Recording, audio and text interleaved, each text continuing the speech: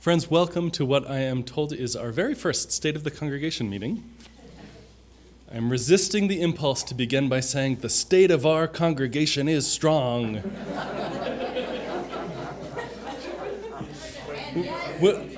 While someone behind me looks really mad about that.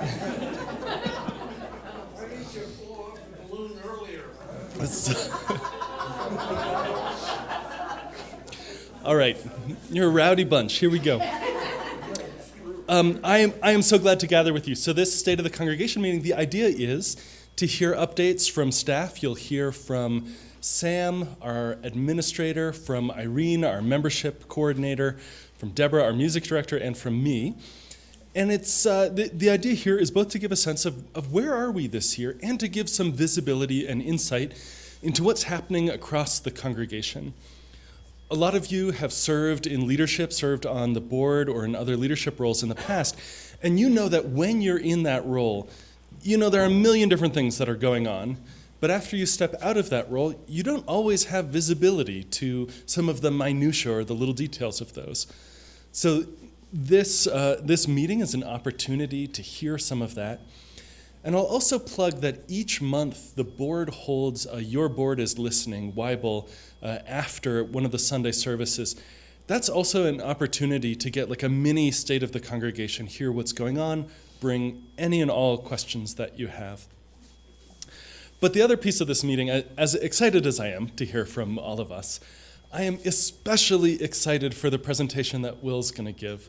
Looking back at the visioning process that many of you, that more than 60 folks, participated in the fall, asking what do we hope for the future of our physical home, for this or any other building? What do we hope for?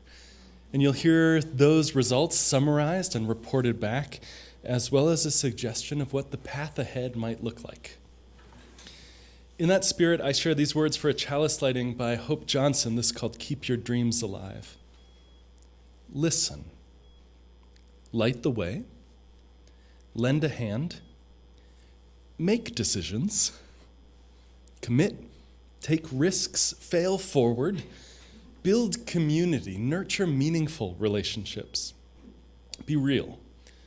Give thanks. Invest in someone or something that you believe in. Live and love and dream. Dream big. Be transformed. Change the world. Lead. And keep your dreams alive.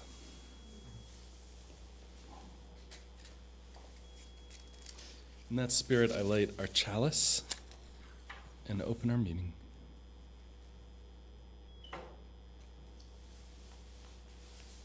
We'll hear first from Sam, and then Irene and Deborah and me, and then Will.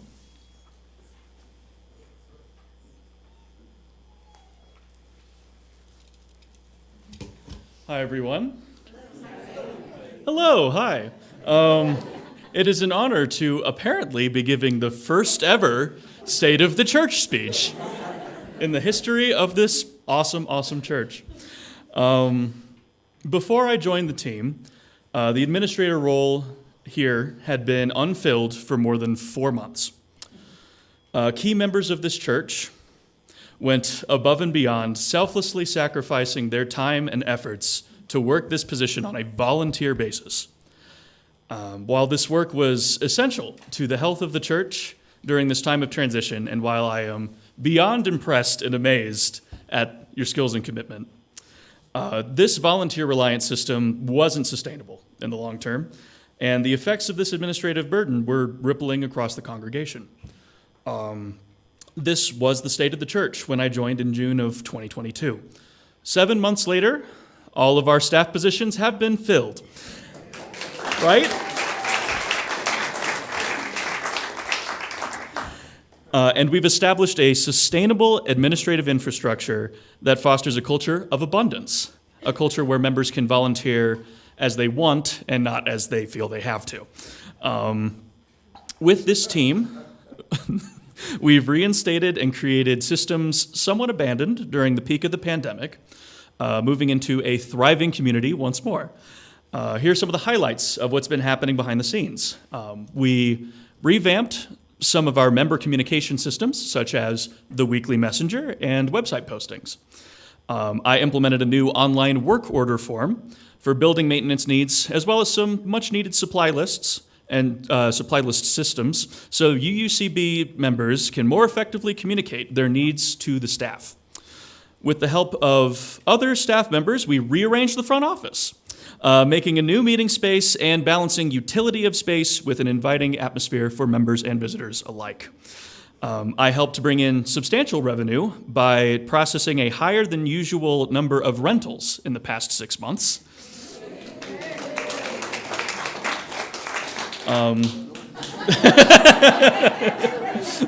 To elaborate, we budgeted expecting $2,500 in rental income this fiscal year. Halfway through the fiscal year, we are already at $6,800. With the help of the staff, I reinstated pronoun stickers, as you'll see on my name tag and hopefully all of yours as well. And with that reinstating of the pronoun stickers for name tags, we are advocating for a culture at UUCB that promotes better relationships with the LGBTQ plus community, a community of which I'm a member of. Finally, I assessed our church's monthly administrative expenses and created action plans for 2023. These include an updated phone system and full... Much needed. Full utilization of our online shared drive. I'm also excited to revamp our storage room, as well as various spaces for our new Director of Religious Education. And that'll be in the coming months. The staff's efforts, combined with assistance from members of the congregation, will ensure that UUCB is getting the most out of all of our building, as it should be. Beyond my role as administrative assistant, I also got involved with the UUCB community in a number of different ways. I sang with the Chancel Choir and other special music ensembles during select services.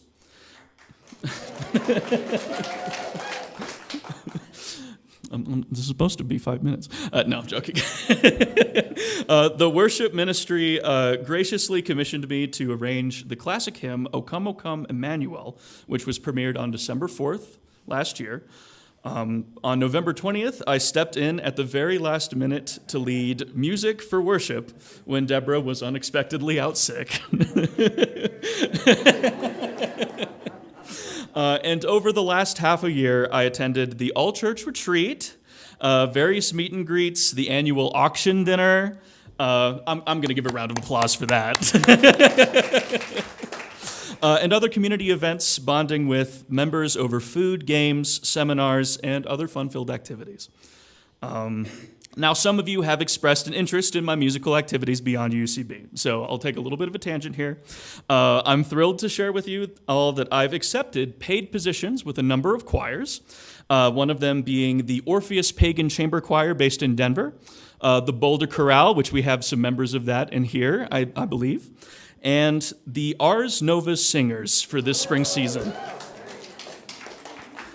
If you happen to attend any of those concerts, please come say hi. I'd really appreciate it. My time at UUCB has not only provided me a means to help afford my life in Colorado, it has enriched my spiritual life and sense of community in ways I had previously thought inaccessible for myself. I'm so thankful to be a part of this church, and I'm excited to carry the momentum that myself and this team have started into the new year. Thank you, and much love to you all.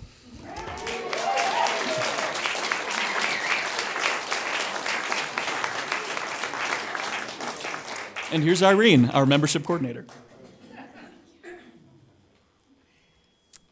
That feels like a big act to follow. Thank you, Sam. So hello, everyone. My name is Irene Kirschenbaum, and I'm the membership coordinator here at UUCB. I started in mid-September, and I want to begin by thanking all of you for being so genuinely warm and kind and welcoming and helpful these past 4.5 months as I've gotten oriented and gotten going. It has truly been my privilege and delight to get to know this congregation as a whole entity and each of you as individuals, and I look forward to continuing that and getting to do that more. This is a joyful and passionate and supportive community of UUs, where members really have the opportunity to create and foster deep and meaningful connections. What could be better? I also serve as the lead of the membership and connection team, where we have been working to gauge and attend to the current needs and future goals of membership here at UUCB. And in that time, we've had 5 getting to know UU sessions. We're averaging about 4 to 6 new people each month coming in to learn more about Unitarian Universalism and then what that is specifically for this congregation. We've had 2 membership classes with 11 attendees in total between the 2. And we've welcomed 3 official new members.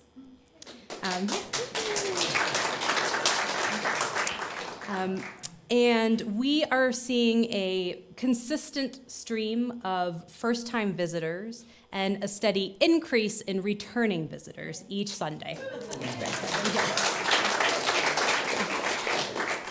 This fall, we also started community nights, which, if you have not heard or have not been, it's a potluck. It's a gathering over potluck food and various activities that are intergenerational, so it's for everyone. It happens the first Friday evening of every month. Those of you who have come or have been attending know how fun these evenings are. And if you have not yet been, please add it to your calendar. We'd love to see you there, and our next one is on March 3rd. I will also be organizing monthly volunteer opportunities starting this spring, so please keep a lookout for that in the weekly messenger. As we continue to welcome more and more people together in our physical space, many of our Sunday morning volunteering opportunities are blossoming again as well, as Sam had mentioned. Volunteers who help, for example, with ushering, greeting, or coffee and social hour, and of course, Barb and Fred at the welcome table, fill very necessary functions each week for the larger congregation. These essential roles serve as a way to see and welcome new and returning faces and to facilitate the conversation and connection that many of us are particularly welcoming after the pandemic years. I am on the welcome table, often on your way in, and always during the coffee and social hours following both services. If you are interested in volunteering, are curious about a committee or an affinity group, have a question or an idea, or maybe a good joke to tell, please stop by and say hi. I am genuinely thrilled to be supporting such a dynamic and engaged congregation. Please do not hesitate to reach out if I might be of any assistance to you. I'm really, really inspired by what has already been a bright and lively start to 2023, and I look forward to the rest of the year. Thank you.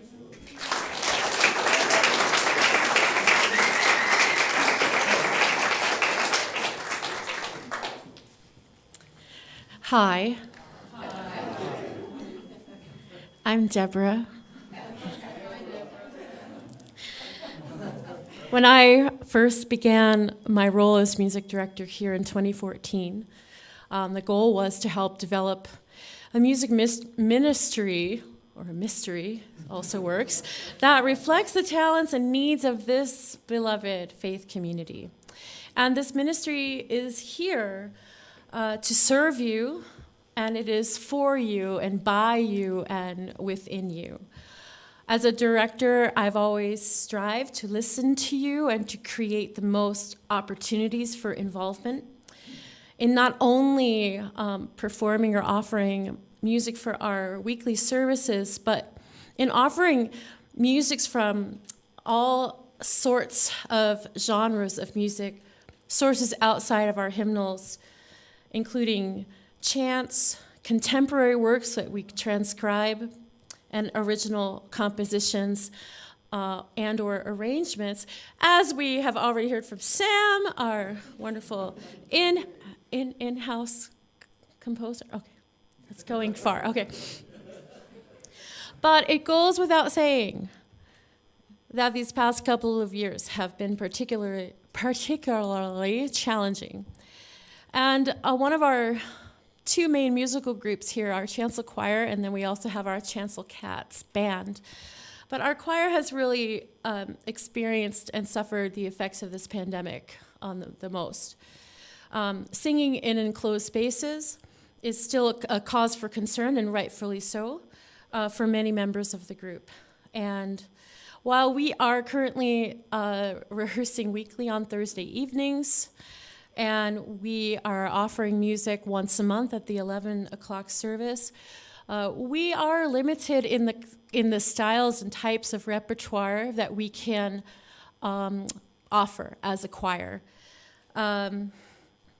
With constant respect for individuals' needs over health, safety concerns, and individual preferences, we are still actively recruiting for more members and more singers, especially over the next few months as we prepare for Music Sunday in May. So if you know any tenors or basses, there's one spot left for each, so come get it. Come and grab it. Since our collaborative pianist Ben Thompson has joined us, he has been taking the lead in working with the Chancel Cats band. The band has consistently met for rehearsals each week, and as a result, their musical style and sound has achieved greater unity and cohesion. They now perform once every month, along with providing special instrumentation to other Sundays when that is appropriate. And it's been a pleasure to watch the growth of this small group ministry, and I'm looking forward to continued success with this group as we go forward. We are capable of great things when we come together creatively. So not everyone has the ability to join a group that meets weekly to rehearse. But some examples of our successful collaborations were what Sam had already mentioned when we had a 9-voice a cappella group sing in December. And that was comprised of staff members, because now to be a staff member, I think you have to have some form of musical prowess. We've had some congregants and members of the choir also sing in that group, local professionals, and students of those professionals. For Reverend Dana's last service, we had a combined Chancel Cats band and the choir, which was really exciting, gave a lot of energy to that service. We also have very talented individuals who will learn music on their own and come and put it together. Like we had a women's quartet of a cappella unaccompanied singing for Martin Luther King Day. That was Robin Miller, Hannah Cuviello, myself, and Julia Wilson, my best friend.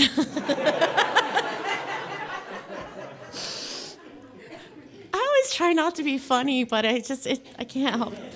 Okay. Additional opportunities, we've offered music at our First Friday, our community nights. The band played, choir led caroling and the ugly sweater competition, which was a lot of fun.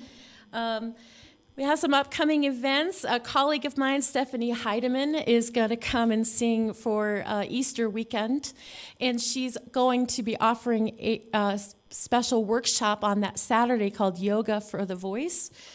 She's offered this workshop in, Sweden several times and different places. So this is something that she's really sought after for. And I'm trying not to go on too much. So we're going to be organizing trips to neighboring churches that offer Taizé-style services. And just go... Taizé, it is like a singing meditative style where it's kind of like if you come to our 9 a.m. service, where we start with one line and then we can layer in a harmony on top of that, or it's like a layer cake, layers, but it's very meditative and centering. So I'm looking forward to exploring new opportunities going forward this year, creating different groups, working with congregants, members, people who have a talent that they want to share, expanding our engagement with guests and music students from within the greater community. And I, of course, am so honored and pleased to be here with you as your music director, and I look forward to an exciting year ahead of us. So thank you.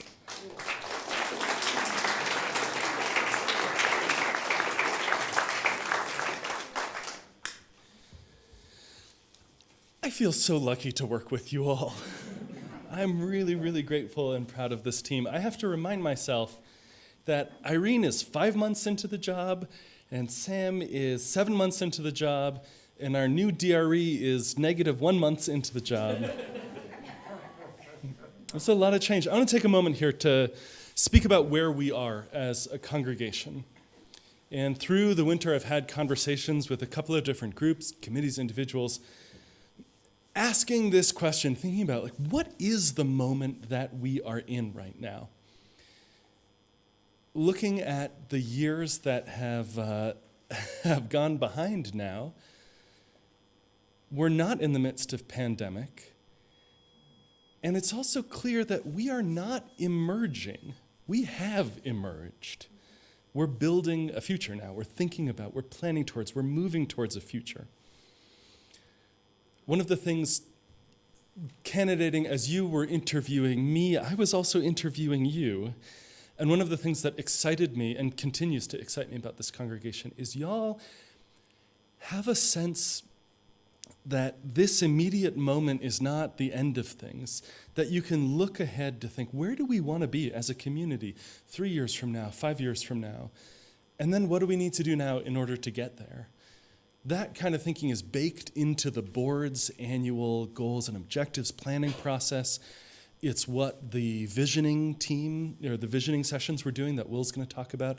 That's part of the ethos of this congregation, and I am so delighted. I was looking and hoping for a congregation where we could play together and laugh together, where we could do serious things with serious intent, and where we could build, maybe literally, but also build in the sense of looking towards a shared future that we've got and moving steadily.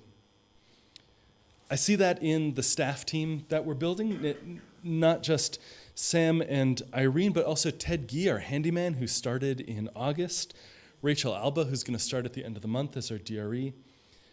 I see that sense of building the future in the visioning process and the board goals. When the board retreat in January happened, the focus in the coming year is on building leadership infrastructure, on saying, what do we need to do? What are the processes, the systems, some of the stuff that's really unglamorous, that we did really well as a congregation pre-pandemic, and that just sort of did this, whatever this is, during pandemic. How do we get back to doing that stuff well again? What do we return to? What do we need to throw out and do something different now? Board goals for next year also included expanding opportunities to connect, supporting family ministry, enhancing inclusivity, and supporting a congregation plan for the future of our facilities. And in all of those things, what I read is a reflection of what I feel from the whole congregation, from all of you, the sense of moving towards the future, of momentum that's gathering. I see that same feeling in the first Fridays, in the community nights. At the December community night, we gathered and did caroling. A bunch of you were there. And underneath the table, right, with the tablecloths where all the food was, by the time the caroling had started, 3 or 4 preschoolers had planted themselves under the table in the sort of tent that's formed by it. And they had found instruments, they were singing along, not necessarily to what everyone else was singing. That makes me feel so proud of this community and happy. Those kids knew a level of welcome and comfort and love from everyone who was there that is what we want to give to everyone of every age who walks through these doors.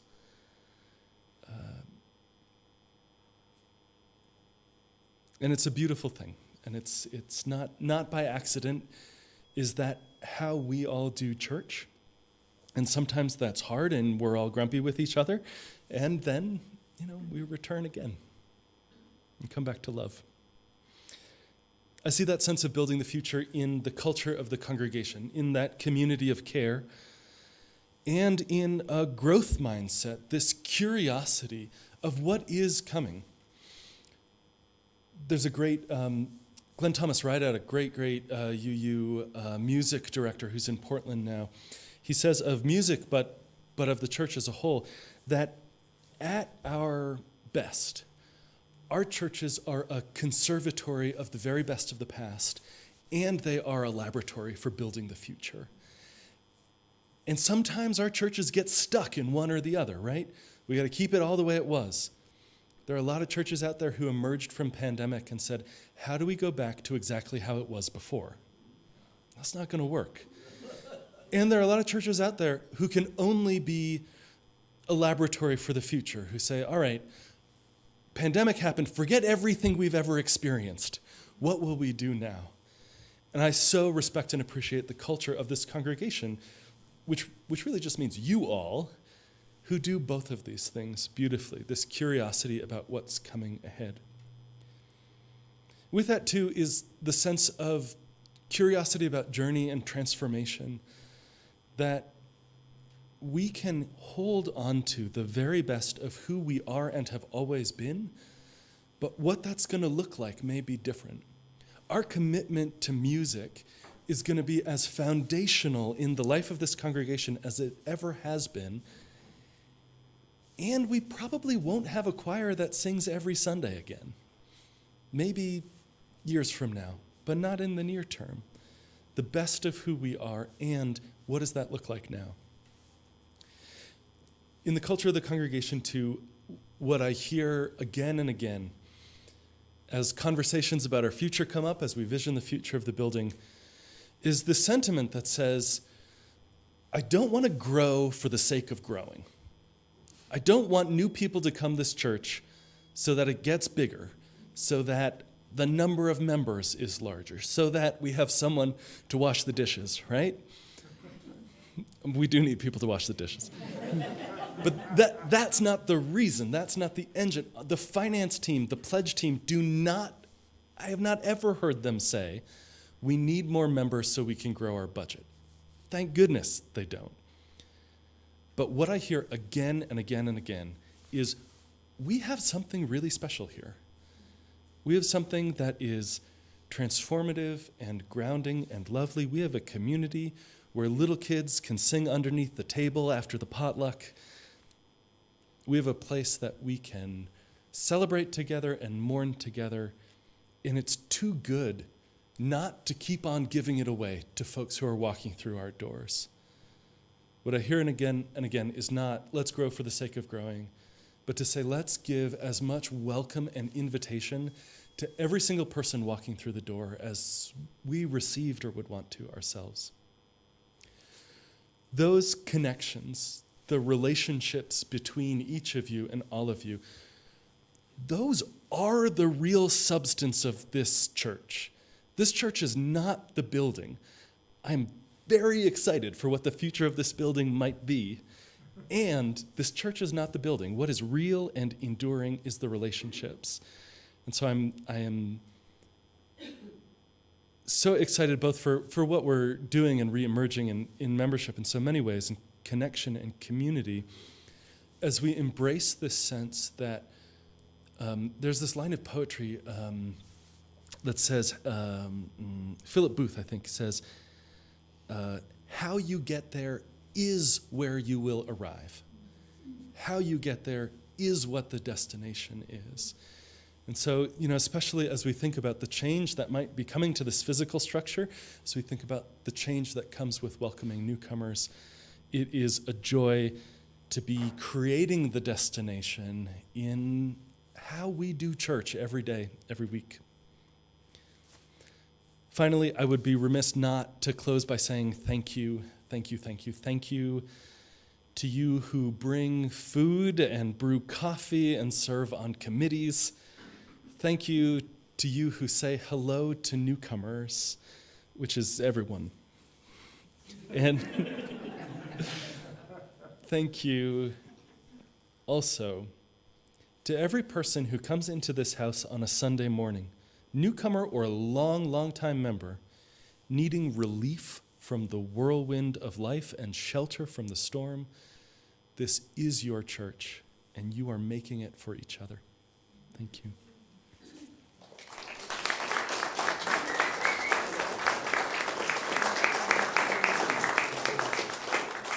Can we get another round of applause for our staff? They are incredible.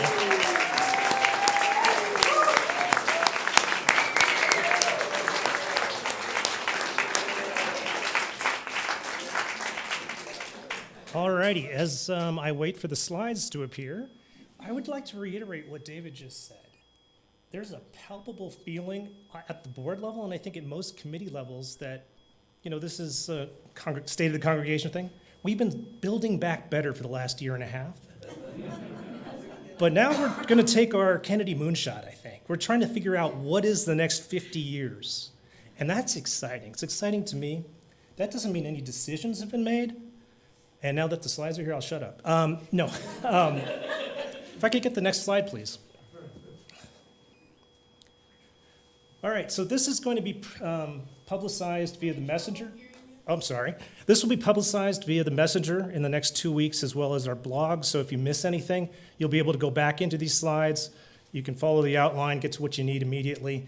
The raw data behind what I'm talking about is also available there, so you can see directly what people have been commenting on. Everything's been transcribed. Next slide, please. All right, a little bit of background for those who may not have heard this before. The board, before the pandemic, had been talking about this facility. We realized that the building, parts of it are as old as 50 years. And for any of you who have owned a house for 50 years, you know some of that building needs to be renovated. In particular, we have some issues with water and sewage and some other things that need to be addressed soon. So the board has been saying, well, if we're going to be investing in this building, should we be looking a little bit beyond that? What do we want as a community? What are our hopes and dreams for this facility and our grounds? As well as, what do we need to do? We don't know. The Strategic Initiatives Committee is currently meeting, and they are finding out facts. They are valuing this property. They are finding out contingencies, and they're pricing those out, so that whenever a decision is made, and none has been made yet, we will have some facts to lean upon, because we're all UUs, we want that. But we also know as UUs, there's a part of our heart, there's an emotion that we need to address and tap into. And that's what the board was doing at the same time, and that's what this report is about. We're gonna get messy. We're gonna talk about our hopes and our dreams and our visions. And I don't know about you, but I can pretty much guarantee you, because I've heard you, y'all don't think the same.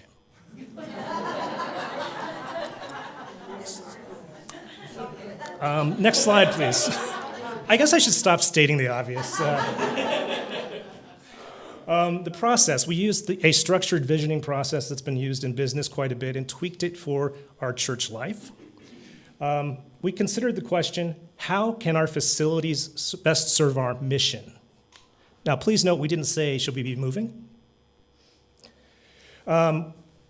We also wanted to make sure that this was tied directly into that mission, which, as you all know, can we repeat after me? Connect bravely, deepen spiritually, enact justice, always love. Now, if I turn that slide off, can you do that? We shortened this up a couple years ago for that purpose. All right. And then we were generating main themes. And then we got to some details behind each of those themes. Now, all of this was generated by you, people who participated in these structured visioning sessions. Wasn't generated by me, wasn't generated by David, staff, or even Jim Round. It's created by all of us. Next slide, please.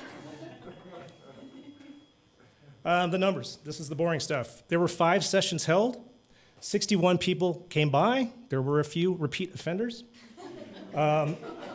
Key themes were identified, 9 in the first session, 13 by the end of the run. Discrete data points, these are your comments that were captured, 693. And you can go read those. Next slide, please. Context. I like to call these caveats, but context is probably a better word. Again, no decisions have been made. This is just the beginning of a process. It's the start of the conversation. It's a first pass, too.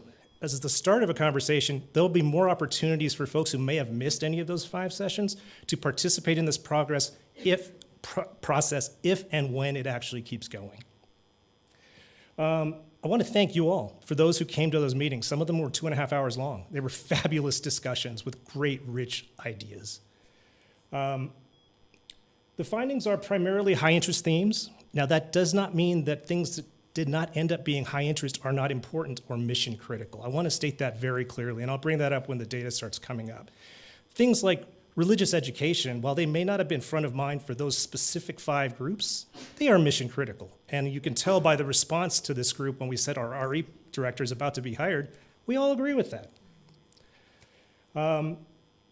There was a lot of overlap. So if there is a category or a theme you're going to see up here, that doesn't mean that the ideas that were behind that theme weren't in other themes. This was a very messy process. And our attempt at pulling out themes is one way to look at this data. There are other uses of this data. There are also some quick fixes, and we have to figure out how to get to those. People had a lot of really good ideas. Like maybe we should have a nook here for the kids. We could do that by next Sunday. Next slide, please. All right, we used word clouds. Has everybody used a word cloud before or seen them? I'm guessing you have. Ours were the specific data points. We used bigger fonts for things that were mentioned or voted for more than things that had smaller fonts, which were had less energy behind them. I don't want to say they weren't important. I'm only going to talk about the high interest ones because it's pretty clear that the statistical significance at a certain point drops off. I did not do regressions, if you're going to ask me that. Let's see here. And all raw data is, as I've mentioned before, available for further use if there's going to be another planning team, things like that. Next slide. I think we're going to get to some data. All right, I'm going to probably talk this through because I'm going to guess people in the back of the room have no idea what's on that slide. At least with my bad eyesight, I couldn't see it. These are, when we ask that question, how can our facilities best serve our mission? These are the areas of highest energy. These are themes. The top one, as you can see in the biggest font, was worship. We believe that to deepen spiritually, we have to have a great worship space. And secondary to that was sacred space in general, whether it be here in this room, in the grounds, in our welcoming areas, everywhere. Exterior grounds were very important, and we'll talk about that a little bit more as well. You can sort of see the ones that are a little small. That's the word sustainability. And I'm going to guess that every single person here wants us to have a more sustainable building. That's not what we heard. The themes with the most energy were, we want to think about how the building affects our grounds, or our grounds, the worship space, our sacred space affects our mission, and our ability to meet those mission points and to live into that mission. Another one that was small, office and staff. That doesn't mean we hate our staff. We all love them. You just heard that ovation we just gave them. If I could see that, I should tell you, this is basically put together based on all 693 of the data points. Next slide, please. So you can sort of see by the 13 categories, the areas that were of most importance in order were worship, exterior grounds, sacred space, aesthetics, and community use or rental. People care about this space. Don't get me wrong on that. Don't think otherwise. This is a loved space. I think what we were hearing was there are ways we could do better. Next slide, please. We're going to start breaking down the themes a little more. This is on worship, that number one area, the number one theme. We heard from everybody. We want more flexible space. We don't want fixed pews. We'd like an aisle down the middle. We would like to be able to use the space for 30 or the space for 300. We'd like to be inside. We'd like to be outside. We'd like to be able to transition smoothly between the two. Flexibility was huge, and you're going to notice that as a theme for the building as we go forward. Some of the other things that came up were function. People wanted to be able to bring in bands, maybe do plays, have a backstage area. I mentioned weddings earlier, having a functional middle aisle for those who prefer that kind of thing. There was a lot of that kind of very good suggestion. You'll notice music, AV, and something else here. I think HVAC, no, it's not here. Physical plant. Those came up, and if you group those together, they're a pretty big thing. A lot of people wanted a better air conditioning system, better climate control, better sound system. This room is pretty hard to get sound into. We do a very good job with it. And like lighting, another one. A lot of comments on lighting. But these are all things that could be tweaked here in this room. Next slide, please. Theme number 2, exterior grounds. Function. That was a big one. People wanted more, for our land to do more. They wanted a welcoming area that pointed people in the right direction.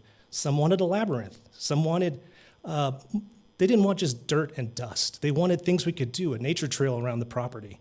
Phenomenal ideas, but as you can tell, as I start talking about these things, there's no clean answer here, except for the sort of general high-level thoughts.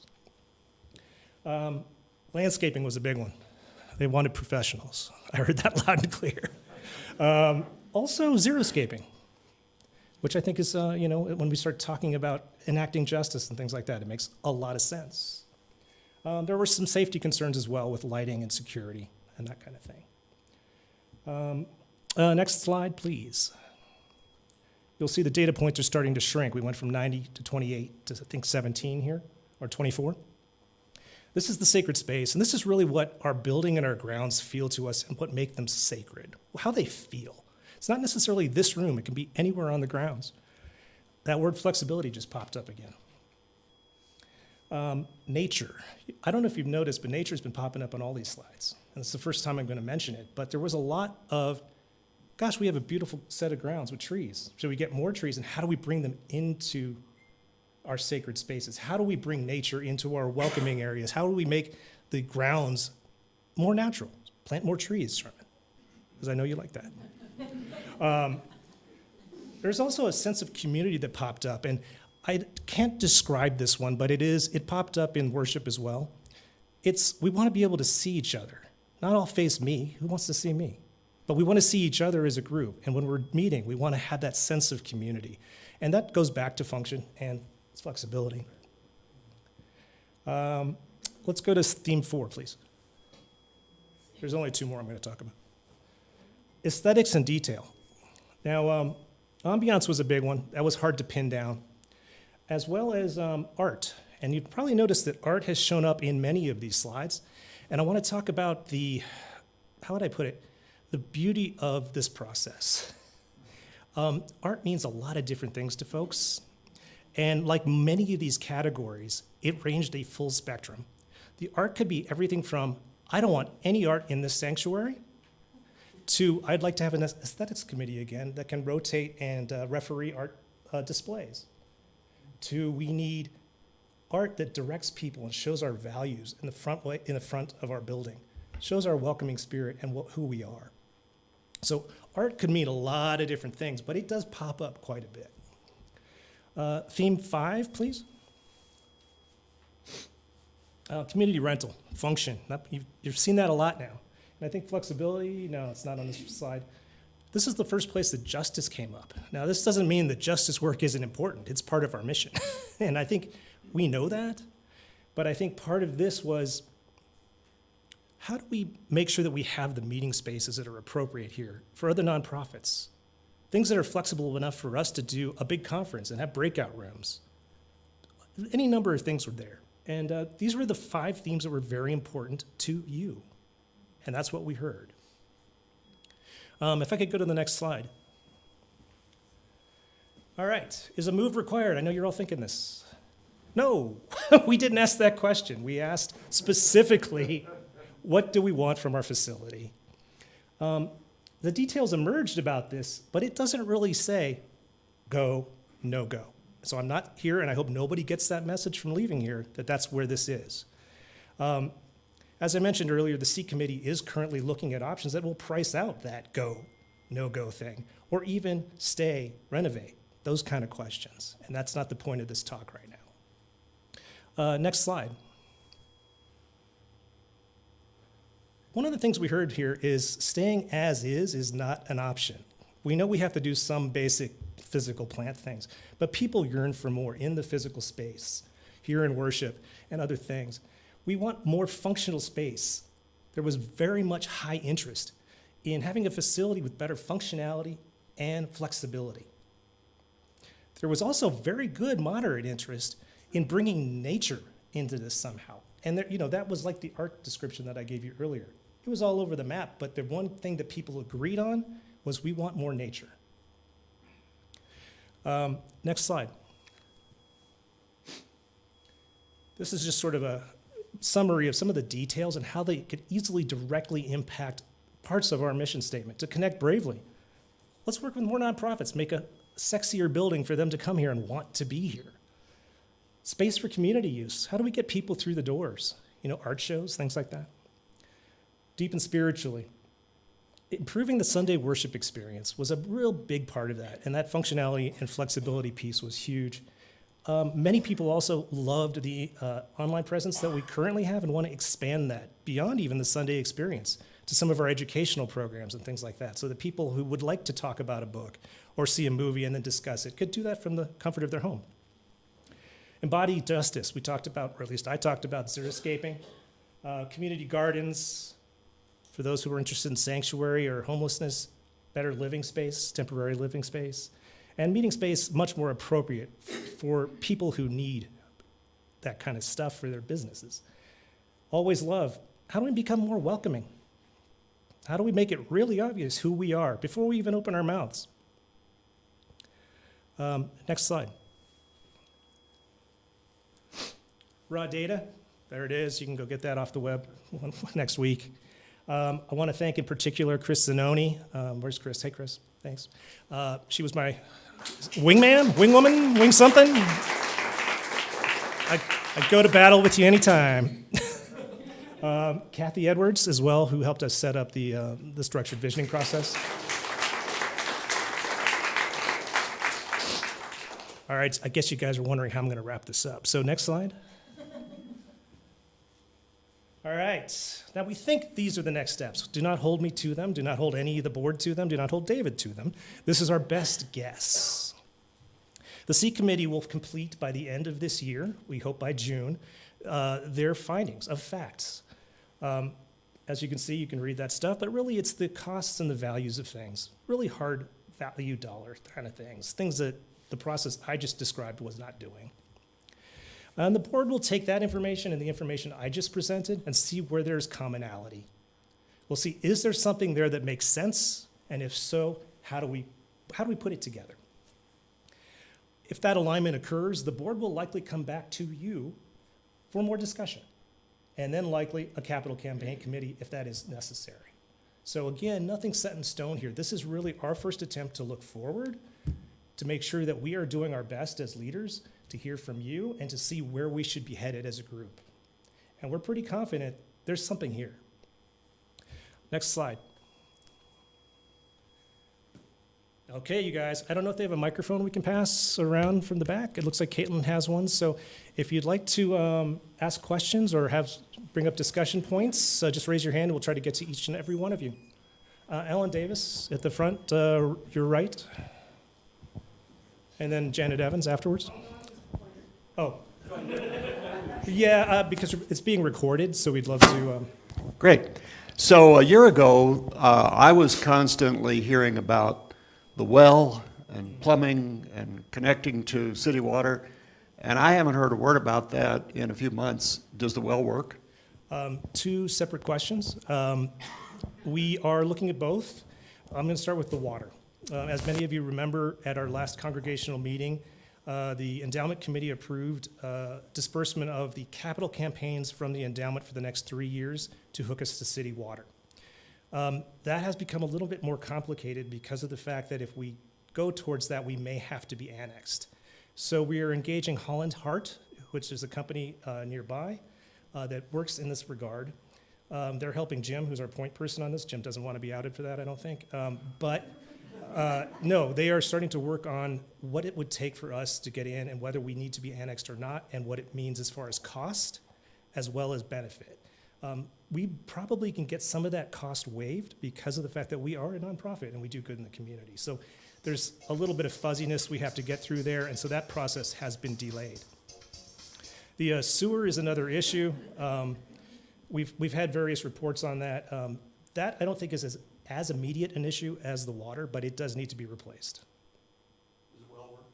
The well is about 10 feet deep, I believe. Last summer, or the summer before last, it ran dry and started running with mud. And so another one of our board members, Steve, who probably also doesn't want to be mentioned, is looking into alternative ways of stocking our water, including a cistern or some sort of smaller on-site receptacle that could be fed into our water system in emergencies. Hey, Jim, Will, I'll yeah. just add real quickly, what's interesting about the water is our main concern was volume in the past, and we seem to be, have had a little bit wetter year. That's still an unknown in the future, but really it's the water quality now that we're under the most concern and oversight for. The State Department of Health has asked us to, formally submit a plan, and their primary concern is it being a shallow well is that if there's surface contamination into it. So if there's, yes, we don't know that. They want us to have a plan to do something different, which would either be connecting to the city water, for example, or completely changing out our water treatment. And then in the meantime, they give us a little grace period, but are also requiring more testing, and that drives a lot of expense. So we're, it's yet another reason we definitely have to act soon. So just a little more context there. Thank you, Jim. That was Jim Rao, for those of you who can't see him. Any other questions, comments, concerns? Oh, come on. I know there's got to be a few. We have Carol Reed.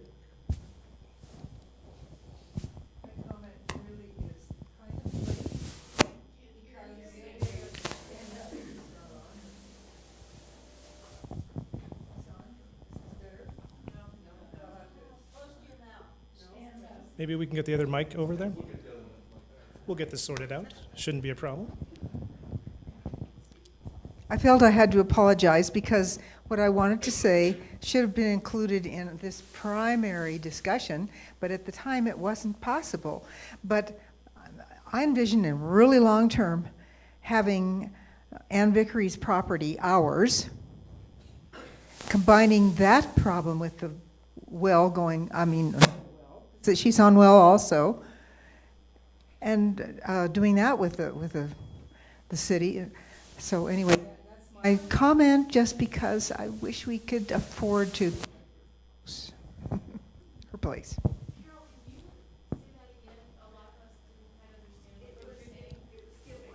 I just said about Ann Vickery's house next door, I wish we had it or could get it and increase our property. Thank you, Carol. Looks like we have a question in the back. This question maybe seem premature, but we know how much that house cost. It's on the market. But I know that the board has talked to a couple of real estate firms about getting an assessment on an appraisal on this property in the building. And it seems to me that even up front, we need to know approximately what value are we thinking about if we ever choose to move. And of course, property values go up in Boulder, but a starting point would be helpful, I think, in this conversation. Correct. I agree, and I just want to reiterate that the Strategic Initiatives Committee, that is their charter and their sole charter. They have already received back from professional appraisers who do organizational buildings an initial report that has the market value assessments of this property, as well as the effect of easements that go through the property and the fact that there are two pieces of property here. They've also started looking at properties that are for sale in the neighborhood, and they've got that, like churches and things like that, that have sold recently or are on the market currently. That's part of the data that we will receive, we believe, before June of this year in a format that's somewhat factual, but also maybe makes a spectrum of recommendations. Now, I don't want to put words in their mouth because that's delegated work, so the C committee is going to come back with what they come back with. So I'm not telling them what to do because that's not my role. Thank you for that comment. It's a very important one. When do you think that they will have that information? They've received their initial appraisals, and they're reviewing them now, and so their next steps are unclear to me, but I think we'll have a pretty good sense of that in the next probably month.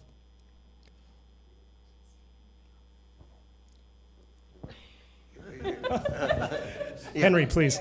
Right there. Hi, I'm Henry Kroll, and I'm thrilled to be here. Been a member since 2008, coming from San Francisco UU Church, where I was a member, very active for about 20 years. And I've been attending different congregations here in the Front Range. The one in Golden's very big. The one in Denver, there's two large congregations there, one in the inner city, shall we say, and one in the edge of the city in the south, and very different, but wonderful communities. And recently, our UU Boulder Fellowship modernized its property and sanctuary. I wonder who has visited other congregations, any other models that have been looked at. I'm hoping that some of you have. I've attended regularly before the pandemic concerts at the Unity Church that's out on, I believe it's Arapahoe, around 89th Street, and that has a lot of weddings there, concerts, and so forth. I don't know if those events that they hold are where the space is donated or it's actually a revenue thing. So as we go forward, I didn't see anything here as yet about revenue estimates. I guess we should decide whether these things are a community activity that we would then support, or I liked what Ben was talking about, raising more income, but also doing things that are in concert with helping community groups. So I want to see that factored in at the right time, whether we stay here, modernize here, or go anywhere. But I think that's very important part of the vision going forward. Thank you, Henry. Yeah, that was the fifth most important sort of high energy theme that we saw was community use and rental, basically bringing in the community and how we interact with the community. Some of the things that you're talking about are the things that are really the C committee's looking at. We were looking at the soft, squishy stuff here in the visioning process. This is our hopes and dreams, ours. They're looking at those hard facts and trying to get that. So we have both of those, and we'll try to synthesize those together. Please, we got another question in the back? Looks like Susan. We're having some minor technical difficulties. Hi. So I just want to first thank the C committee and everybody that's worked on gathering all this information. It's a huge amount of work, just a huge amount of work, so thank you. The one thing I wanted to just speak to was the word accessibility, because it showed up in different ways up there. In the session that I was in, the word accessibility had a lot to do with how accessible the building is to public transportation. And I just want to make sure that doesn't get lost in this discussion, Because there's one thing about a building being accessible to everybody and their physical needs, but as we go forward in our culture, we're going to be relying more and more and more on public transportation. It's a necessity. So I just want us to be sure that piece of accessibility isn't lost in the discussion. Thank you. That's an important point.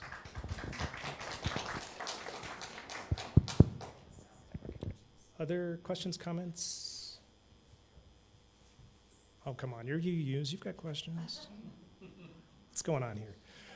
I guess, well, you guys know where to get me, so I'm kind of like Prime, you know, Coach Prime. So, David, please come on up. We know where to find you. I wanted to make two comments, and one was thinking about the road ahead, you know, as it's exciting to me to hear these questions that say, all right, have we thought about this piece or that piece as we move towards the next step? And I want to just reiterate what Will was presenting a moment ago. So C comes back with what's possible. Our vision suggests what we want. We think there's going to be plenty of overlap between those two. And if that's the case, the board will ask you all to appoint a capital campaign planning team. And that's the moment where things start to get more concrete, right? We know so much from this visioning, but we don't know. There is no consensus about like what's possible. What do churches look like these days? You know, what do our neighbors down at the fellowship? What does that new building look and feel like? So part of the task of that capital campaign planning, if we move in that direction, is to get more concrete about all of those things, all right? If our vision and our hope is to work on aesthetics, beauty, worship space, nature, accessibility, what tangibly does that mean? Appointing a capital campaign planning team isn't appointing them to go off and solve all of these questions by themselves and then tell you all what the solution is. It's really an education process for us as a whole congregation to say, all right, what does this 30,000 foot view translate into at 10,000 or 5,000 feet, let's say, and then to start to move forward. So that's a piece there. But the other thing that I wanted to say too was just to express so much appreciation to Will, to Kathy, to Chris, and to everyone who participated in this. I think you can tell the effort and analysis that goes into this, and it's really exciting to see us reflected back to ourselves this way and see, all right, well, where is the sense of the community of where we want to go?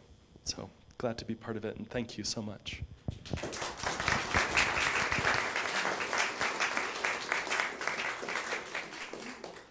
David, could we ask you to maybe give us a little closing?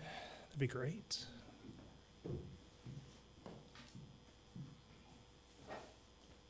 Well, now in my official capacity.